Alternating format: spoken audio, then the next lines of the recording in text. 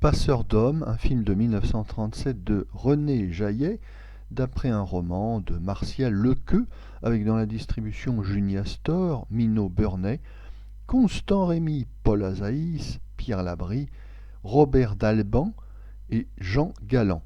Le sujet.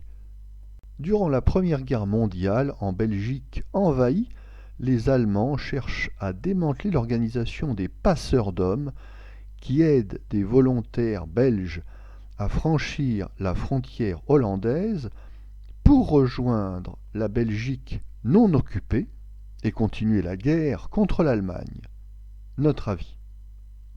Ce film franco-belge à petit budget nous raconte tout d'abord l'histoire d'un réseau de passeurs belges, puis dans une seconde partie de film, l'épopée du remorqueur Atlas V, qui en 1917, avec un certain nombre de volontaires belges à bord, avait réussi à passer et à forcer les barrages allemands sur les canaux et rejoindre ainsi la Hollande neutre.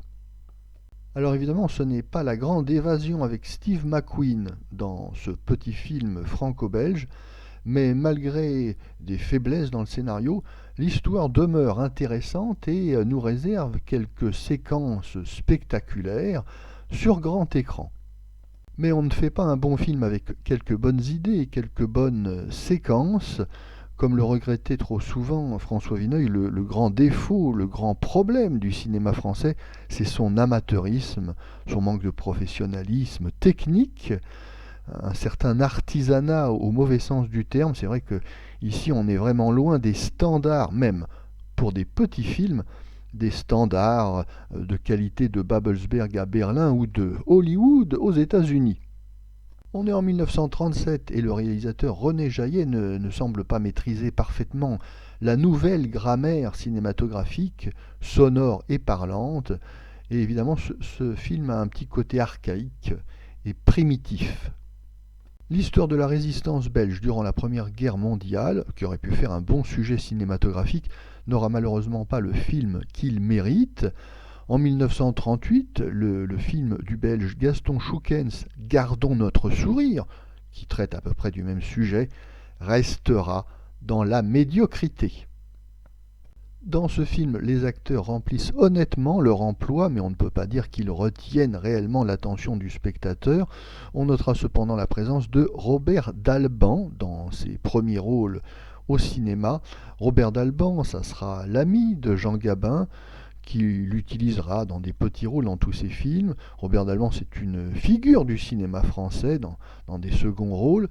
Alors ici, il joue le rôle d'un officier allemand cassant et sec. Petit clin d'œil cinématographique, il reprendra ces caractéristiques dans un autre rôle de soldat prussien, tourné en 1945, Boule de Suif de Christian Jacques. Quant au réalisateur français de Passeurs d'hommes, René Jaillet, il va persévérer dans le film anti-Bosch, anti-allemand, en réalisant en 1939 un film tout aussi médiocre que Passeurs d'hommes, Deuxième bureau contre Commandantour. On remarquera avec un certain amusement que ce René Jaillet, très résistant avant l'heure, très anti-allemand, n'en travaillera pas moins en 1943 pour la Société franco-allemande continentale, en signant un film 25 ans de bonheur, comme quoi vraiment les Allemands ne sont pas rancuniers.